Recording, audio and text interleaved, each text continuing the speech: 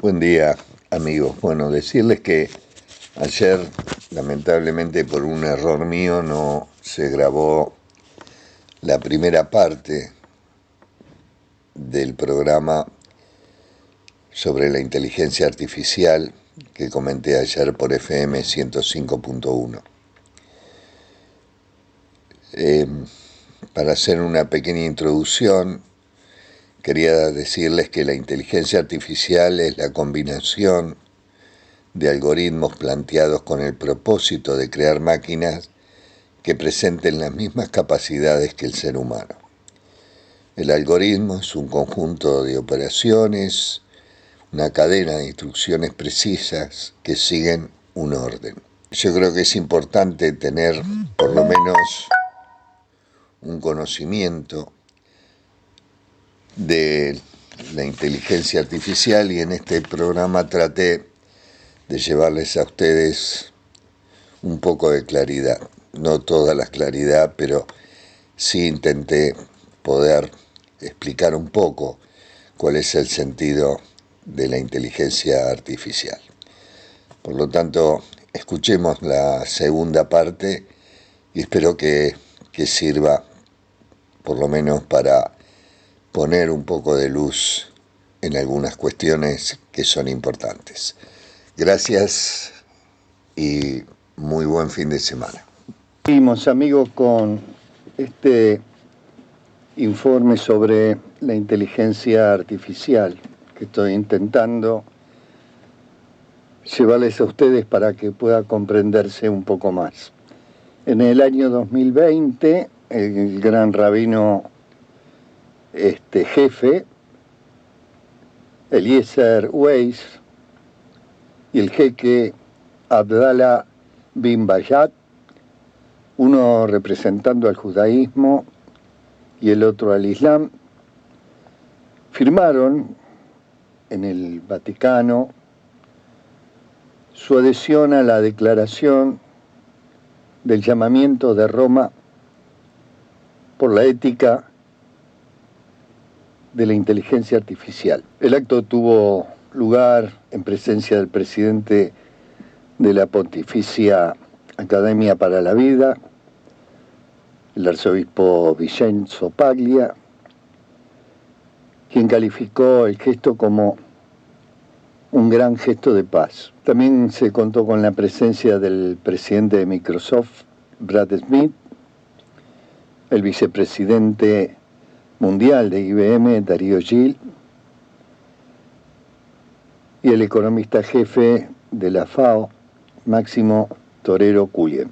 Llamamiento de Roma. Aboga por un marco que regule y sirva de referencia a una ética digital que debe promover el uso de esta tecnología en beneficio de la humanidad y del medio ambiente. Tras la firma, los participantes fueron recibidos por el Papa Francisco, quien se alegró por el hecho de que las tres religiones, estén de acuerdo en promover una ética compartida sobre la inteligencia artificial. Me alegra saber, dijo Francisco, que también se quiere implicar a las demás grandes religiones del mundo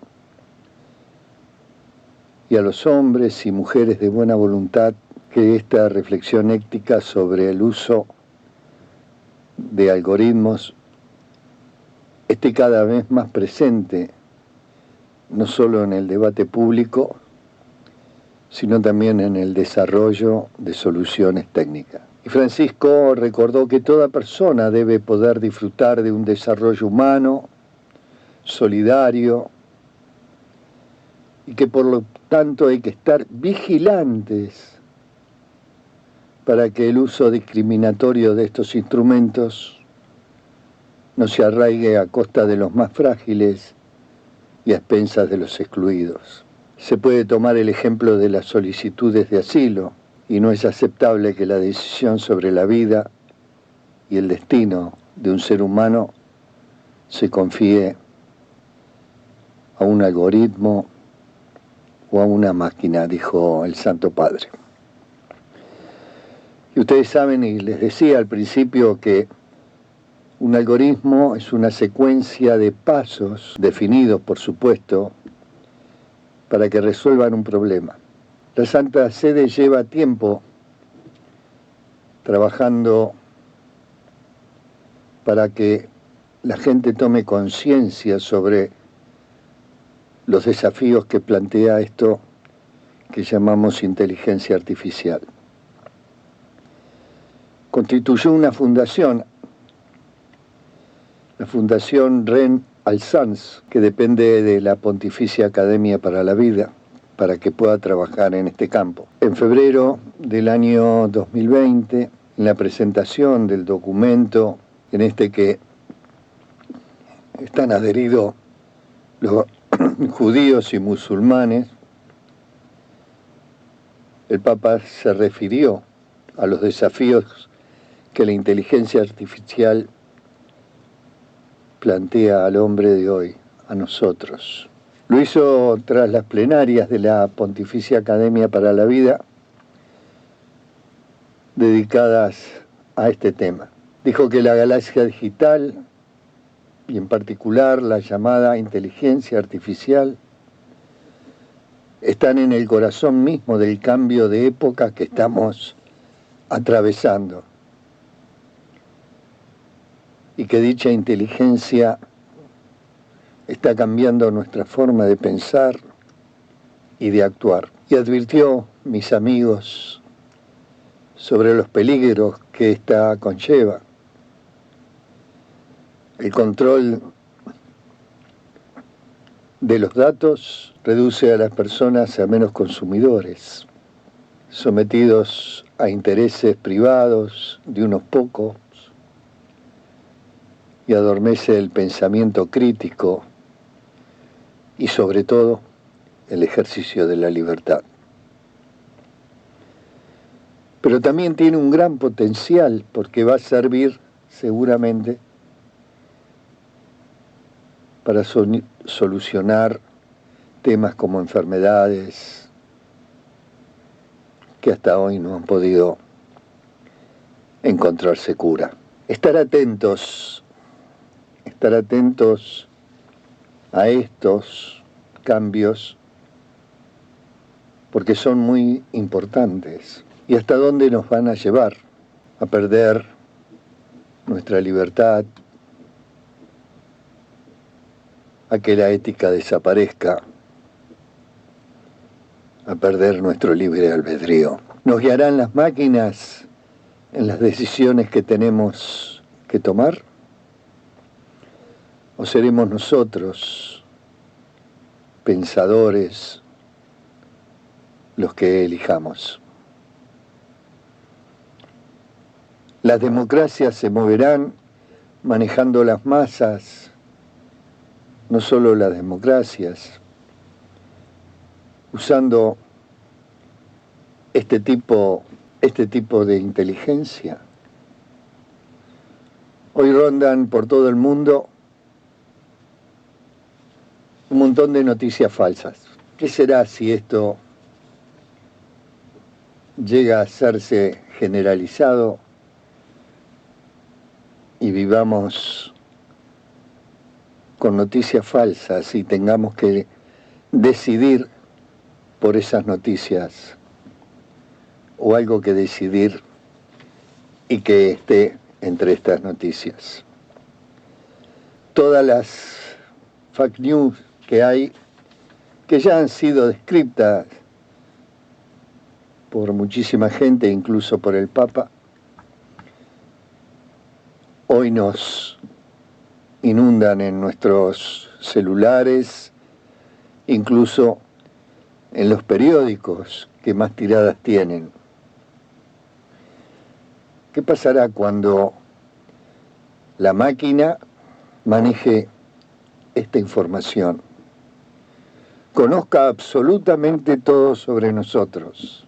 Solo Dios sabrá qué puede ocurrir, pero también hoy nos permite presentar las dudas para hacer algo. Esto es FM 105.1. Cuando volvamos vamos a conocer el pensamiento de Noah Harari, que es un historiador y escritor israelí, es profesor en la Universidad Hebrea de Jerusalén, y él cree que la inteligencia artificial hackeó el sistema operativo de la civilización humana. Ya volvemos, amigos. Bueno, seguimos hablando sobre este tema de la inteligencia artificial y cuántas dudas, más allá de la producción efectiva y benéfica que puede hacer, ¿no? Decía Yuval Harari, este historiador y escritor israelí, en un reportaje: tenemos que lidiar con una nueva arma de destrucción masiva que puede aniquilar nuestro mundo mental y social. Desde el comienzo de la era informática, el miedo a la inteligencia artificial ha perseguido a la humanidad.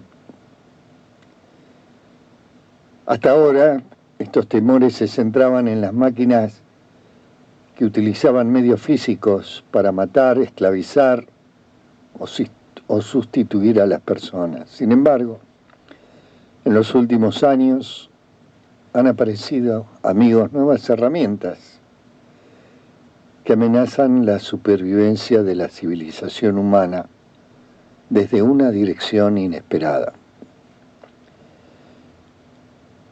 La inteligencia artificial ha adquirido notables capacidades para manipular y generar lenguaje, ya sea con palabras, sonidos o con imágenes. Podríamos encontrarnos dentro de pronto manteniendo largas discusiones en línea sobre el aborto, el cambio climático, la invasión rusa de Ucrania, con entidades que creemos que son humanas, pero que en realidad son inteligencia artificial. El problema es que es totalmente inútil que dediquemos tiempo al intentar cambiar las opiniones declaradas de un bot de inteligencia artificial. Mientras que la inteligencia artificial podría perfeccionar sus mensajes con tanta precisión, atiendan esto por favor, que tendría muchas posibilidades de influir en nosotros. Y gracias a su dominio del lenguaje, la inteligencia artificial podría incluso entablar relaciones íntimas con las personas y utilizar el poder de la intimidad para cambiar nuestras opiniones y nuestra visión del mundo. Aunque no hay indicios de que por ahora la inteligencia artificial tenga conciencia o sentimientos propios, para fomentar una falsa intimidad con los humanos, basta que con la inteligencia artificial consiga que estos se sientan emocionalmente unidos a ella. ¿Qué va a ocurrir con el curso de la historia cuando la inteligencia artificial se apodere de la cultura, que empiece a producir historias, melodías, leyes y religiones? No se olviden que las herramientas anteriores como la imprenta, la radio, ayudaron a difundir las ideas culturales de los humanos. La inteligencia artificial es fundamentalmente diferente porque puede crear ideas completamente nuevas, una cultura completamente nueva. Como vemos, la inteligencia artificial imita prototipos humanos con los que se formó en sus inicios. Pero con el paso del tiempo, mis amigos, con el paso de los años, la cultura de la inteligencia artificial se atreverá a llegar donde ningún ser humano ha llegado antes. Durante miles de años, nosotros, los humanos, hemos vivido dentro de los sueños de otros seres humanos. En las próximas décadas podríamos encontrarnos viviendo dentro de los sueños de una inteligencia alienígena. Miren, en el siglo XVII, René Descartes temía que tal vez un demonio malicioso lo estuviera atrapando dentro de un mundo de ilusiones, creando todo lo que veía y todo lo que oía. En la antigua Grecia, Platón relató la famosa alegoría de la caverna, en la que un grupo de personas permanecen encadenadas dentro de una cueva toda su vida, frente a una pared en blanco, una pantalla. Y en esa pantalla se ven proyectadas diversas sombras. Los prisioneros confunden las ilusiones que ahí se ven con la realidad. Y en la antigua India, los sabios budistas e hindúes señalaban que todos los seres humanos vivían atrapados en Maya, el mundo de las ilusiones. Y queridos amigos, lo que normalmente tomamos por realidad a menudo no son más que ficciones en nuestras propias mentes.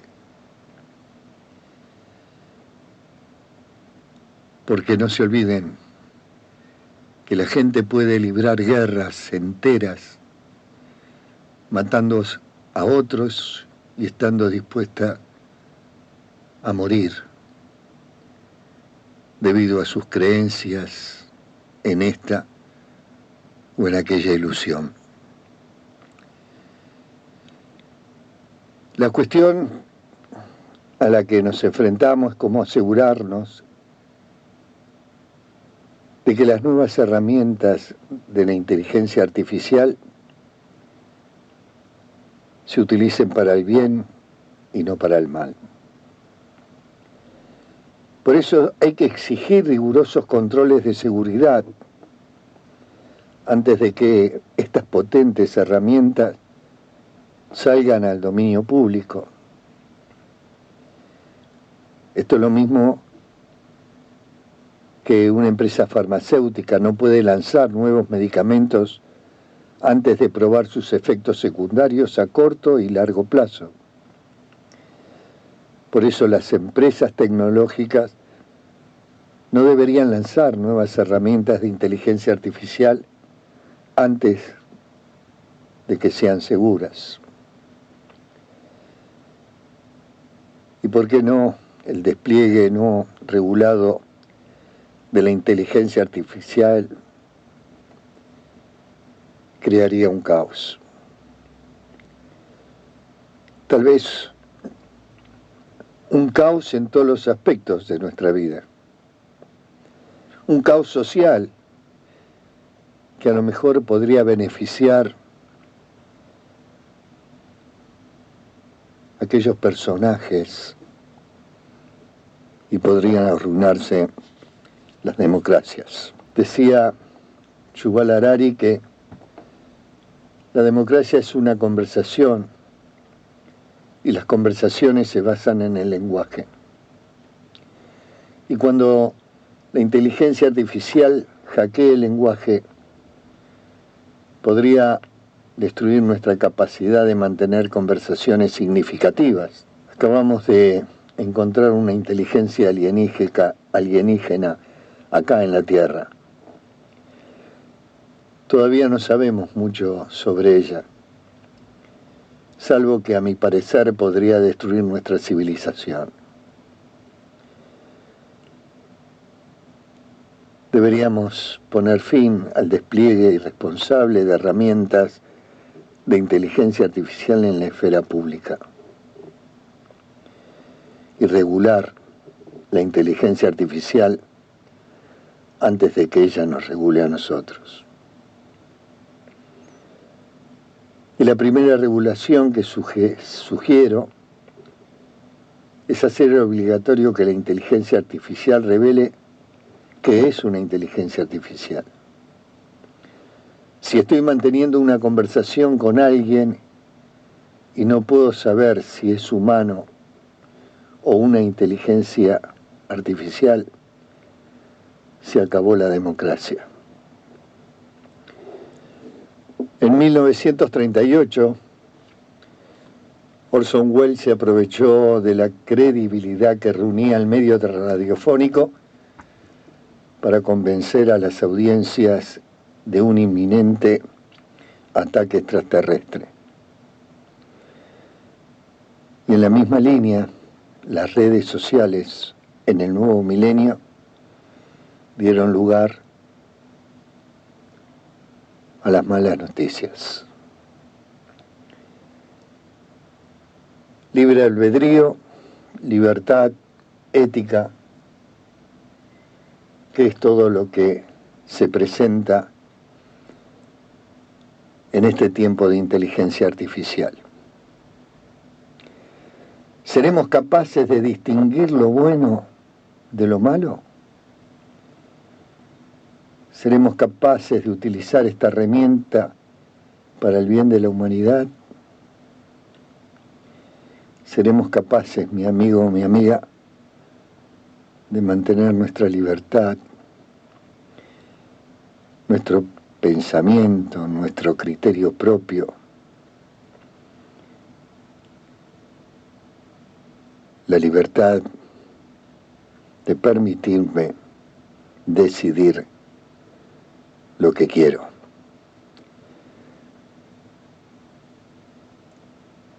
Les dejo un cuento. El científico y la rosa. Se trataba de un científico serio y no de un guitarrero. Le habían pedido que estudiara los problemas de una planta de rosa que estaba pasando por dificultades en su periodo de floración. Tomó las cosas muy en serio. Primero estudió la tierra, descubrió que estaba cerca de una pared cuyos cimientos llegaban hasta la tosca.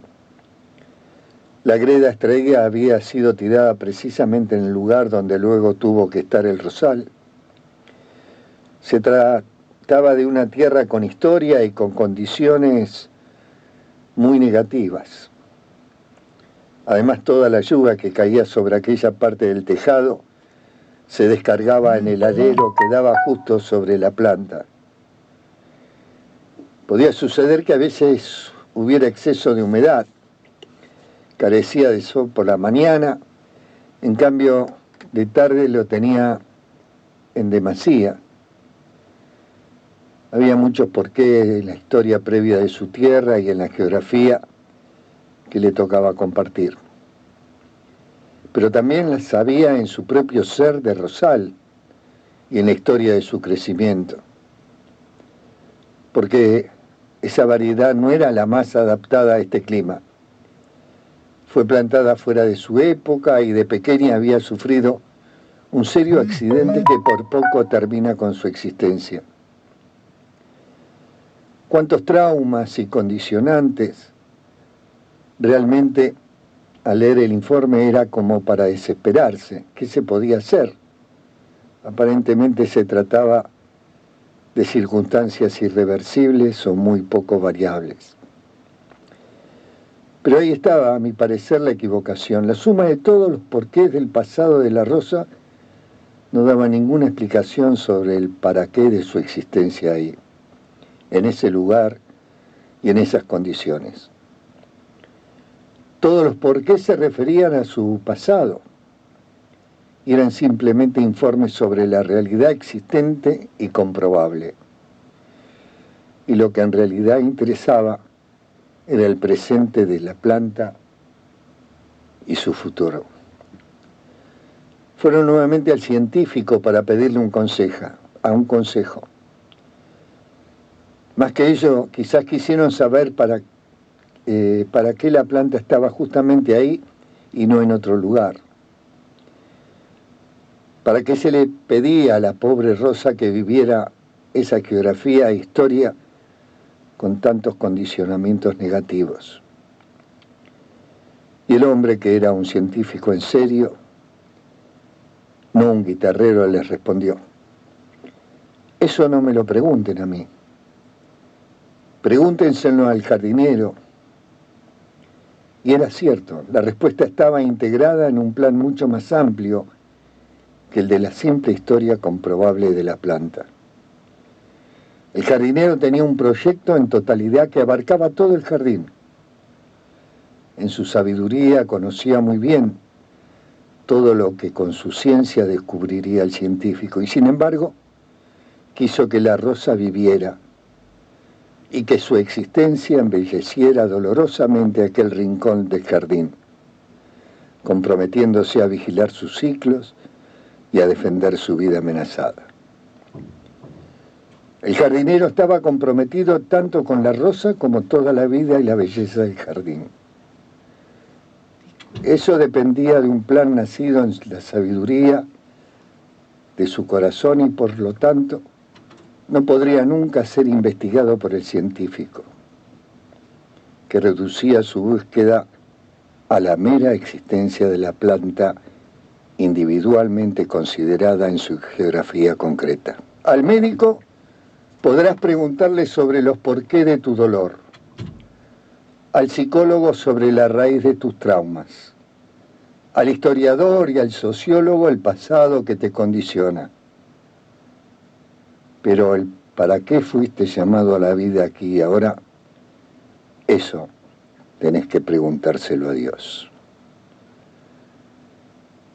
Jesús decía: mi Padre es el jardinero, en búsqueda del sentido de la vida. Señor, ayúdanos a descubrir para qué nos quieres en la vida. Nos has regalado dones y talentos, nos llamaste a la existencia y acompañas nuestro camino. Muéstranos qué quieres de cada uno de nosotros, aclara nuestro horizonte, aguza nuestra mirada para que sepamos proyectarnos hacia el futuro. Jardinero de nuestros sueños, enséñanos a dar fruto de nuestras semillas. Extraído del libro Cuentos Rodados, editorial Patria Grande, Mamerto Menapache. Que el sol brille cálido y fraterno en tu rostro, que la lluvia caiga suavemente entre tus campos, que el camino siempre salga a tu encuentro y que el viento siempre esté detrás de ti, y hasta que nos volvamos a encontrar o escuchar, que Dios te sostenga con el puño de su mano, así sea. Hay dos maneras de difundir la luz: ser la lámpara que la emite o el espejo que la refleja. Lin Yu Tam. Hasta el jueves que viene, queridos amigos, nos estaremos encontrando en este programa